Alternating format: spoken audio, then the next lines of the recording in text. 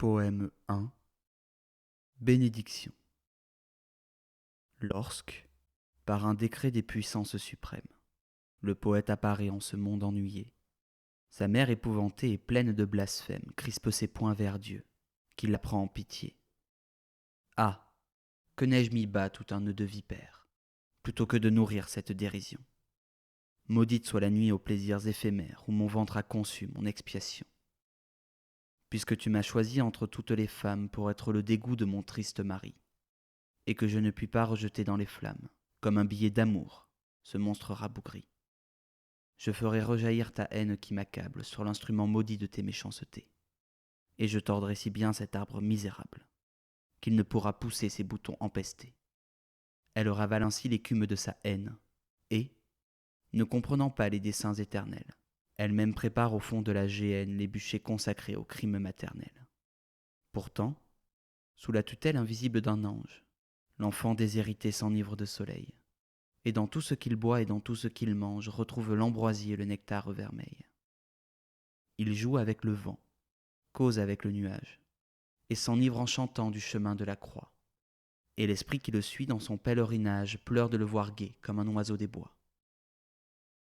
Tous ceux qu'il veut aimer l'observent avec crainte, ou bien, s'enhardissant de sa tranquillité, cherchent à qui saura lui tirer une plainte, et font sur lui l'essai de leur férocité. Dans le pain et le vin destinés à sa bouche, il mêle de la cendre avec d'impurs crachats. Avec hypocrisie, il jette ce qu'il touche, et s'accuse d'avoir mis leurs pieds dans ses pas. Sa femme va criant sur les places publiques. Puisqu'il me trouve assez belle pour m'adorer, je ferai le métier des idoles antiques, et comme elle, je veux me faire redorer. Et je me saoulerai de nard, d'encens, de myrrhe, de génuflexion, de viandes et de vin, pour savoir si je puis dans un cœur qui m'admire usurper en riant les hommages divins. Et, quand je m'ennuierai de ces farces impies, je poserai sur lui ma frêle et forte main. Et mes ongles, pareils aux ongles des harpies, sauront jusqu'à son cœur se frayer un chemin. Comme un tout jeune oiseau qui tremble et qui palpite, j'arracherai ce cœur tout rouge de son sein.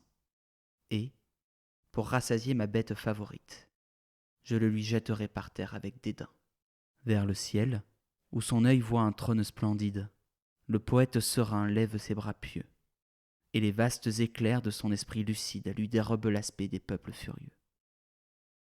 Soyez béni, mon Dieu, qui donnez la souffrance comme un divin remède à nos impuretés, et comme la meilleure et la plus pure essence, qui prépare l'effort aux saintes voluptés.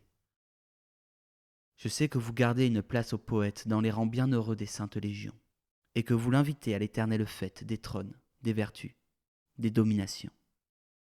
Je sais que la douleur et la noblesse uniques où ne mordront jamais la terre et les enfers, et qu'il faut pour tresser ma couronne mystique imposer tous les temps et tous les univers.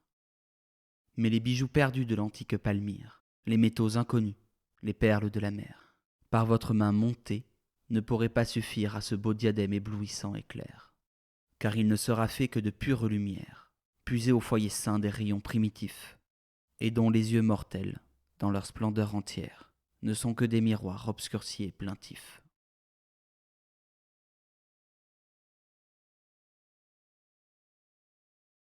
Poème 2. L'Albatros. Souvent, pour s'amuser, les hommes d'équipage prennent des albatros, vastes oiseaux des mers, qui suivent, indolents compagnons de voyage, le navire glissant sur les gouffres amers. À peine les ont-ils déposés sur les planches, que ces rois de l'azur, maladroits et honteux, laissent piteusement leurs grandes ailes blanches comme des avirons traîner à côté d'eux. Ce voyageur ailé, comme il est gauche et veule, lui, n'a guère si beau, qu'il est comique et laid. L'un agace son bec avec un brûle-gueule, l'autre mime, en boitant, l'infirme qui volait. Le poète est semblable au prince des nuées qui hante la tempête et se rit de l'archer. Exilé sur le sol au milieu des huées, ses ailes de géant l'empêchent de marcher.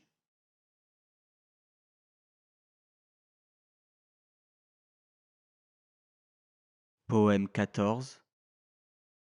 L'homme et la mer. Homme libre, toujours tu chériras la mer. La mer est ton miroir.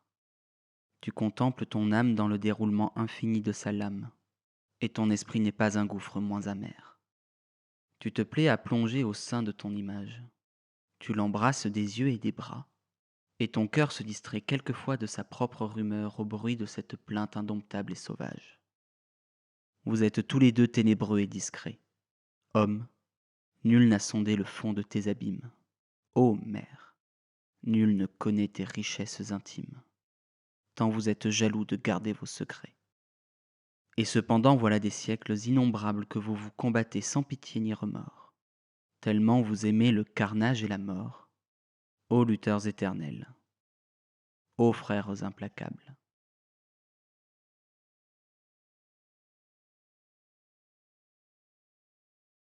Poème 19. La géante. Du temps que la nature en sa verve puissante concevait chaque jour des enfants monstrueux, j'eusse aimé vivre auprès d'une jeune géante, comme au pied d'une reine un chat voluptueux. J'eusse aimé voir son corps fleurir avec son âme et grandir librement dans ces terribles jeux. Deviner si son cœur couvre une sombre flamme aux humides brouillards qui nagent dans ses yeux. Parcourir à loisir ses magnifiques formes. Ramper sur le versant de ses genoux énormes. Et parfois en été, quand les soleils malsains, lasse, la font s'étendre à travers la campagne. Dormir nonchalamment à l'ombre de ses seins, comme un hameau paisible au pied d'une montagne.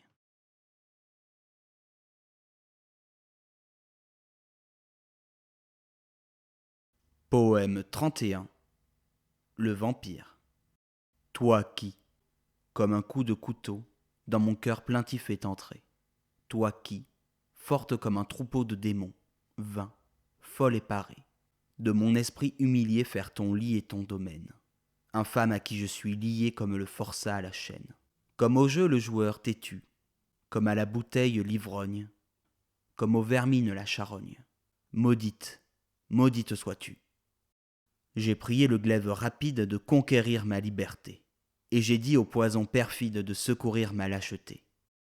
Hélas, le poison et le glaive m'ont pris en dédain et m'ont dit : tu n'es pas digne qu'on t'enlève à ton esclavage maudit, imbécile.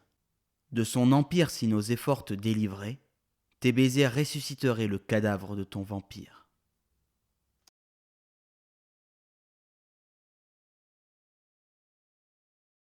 Poème 45. Confession.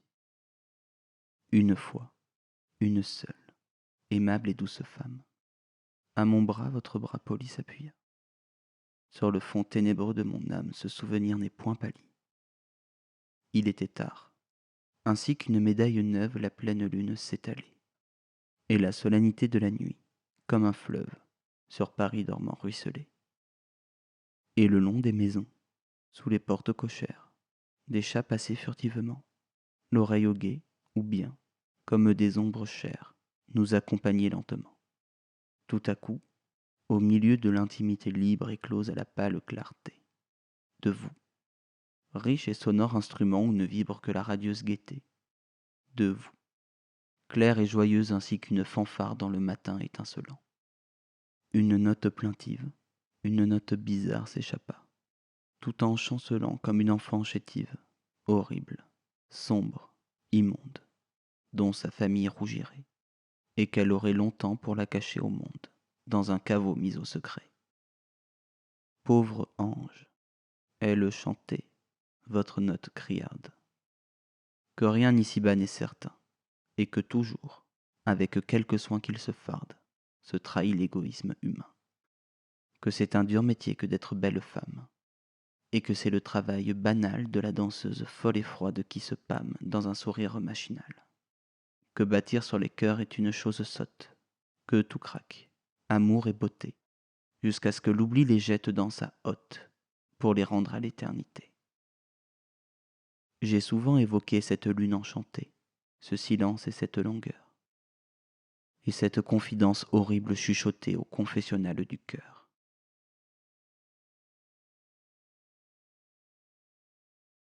Poème 85. L'horloge. Horloge, Dieu sinistre, effrayant, impassible, dont le doigt nous menace et nous dit : souviens-toi. Les vibrantes douleurs dans ton cœur plein d'effroi se planteront bientôt comme dans une cible. Le plaisir vaporeux fuira vers l'horizon ainsi qu'une sylphide au fond de la coulisse. Chaque instant te dévore un morceau du délice à chaque homme accordé pour toute sa saison. 3600 fois par heure, la seconde chuchote. Souviens-toi, rapide, avec sa voix d'insecte, maintenant dit « Je suis autrefois, et j'ai pompé ta vie avec ma trompe immonde. » Remember, souviens-toi, prodigue, estomac mort. Mon gosier de métal parle toutes les langues. Les minutes, mortels folâtres, sont des gangs qu'il ne faut pas lâcher sans en extraire l'or. Souviens-toi que le temps est un joueur avide qui gagne sans tricher, à tout coup. C'est la loi. Le jour décroît, la nuit augmente. Souviens-toi. Le gouffre a toujours soif, la clepsydre se vide. Tantôt sonnera l'heure où le divin hasard, où l'auguste vertu, ton épouse encore vierge, où le repentir même, oh, la dernière auberge, où tout te dira, meurs, vieux lâche, il est trop tard.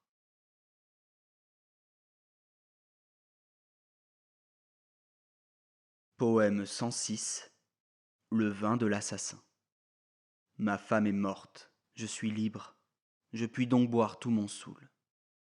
Lorsque je rentrai sans un sou, ces cris me déchiraient la fibre. Autant qu'un roi je suis heureux, l'air est pur, le ciel admirable. Nous avions un été semblable lorsque j'en devins amoureux. L'horrible soif qui me déchire aurait besoin pour s'assouvir d'autant de vin qu'en peut tenir son tombeau. Ce n'est pas peu dire. Je l'ai jetée au fond d'un puits, et j'ai même poussé sur elle tous les pavés de la margelle. Je l'oublierai si je le puis. Au nom des serments de tendresse, dont rien ne peut nous délier, et pour nous réconcilier comme au beau temps de notre ivresse, j'implorai d'elle un rendez-vous. Le soir, sur une route obscure. Elle y vint, folle créature. Nous sommes tous plus ou moins fous. Elle était encore jolie, quoique bien fatiguée. Et moi, je l'aimais trop. Voilà pourquoi je lui dis, sors de cette vie. Nul ne peut me comprendre. Un seul parmi ces ivrognes stupides songea-t-il dans ces nuits morbides à faire du vin un linceul? Cette crapule invulnérable comme les machines de fer, jamais, ni l'été ni l'hiver, n'a connu l'amour véritable. Avec ses noirs enchantements, son cortège infernal d'alarmes, ses fioles de poison, ses larmes, ses bruits de chaînes et d'ossements. Me voilà libre et solitaire, je serai ce soir ivre-mort. Alors, sans peur et sans remords, je me coucherai sur la terre et je dormirai comme un chien. Le chariot aux lourdes roues chargé de pierres et de boue, le wagon enragé peut bien écraser ma tête coupable ou me couper par le milieu. Je m'en moque comme de Dieu, du diable ou de la sainte table.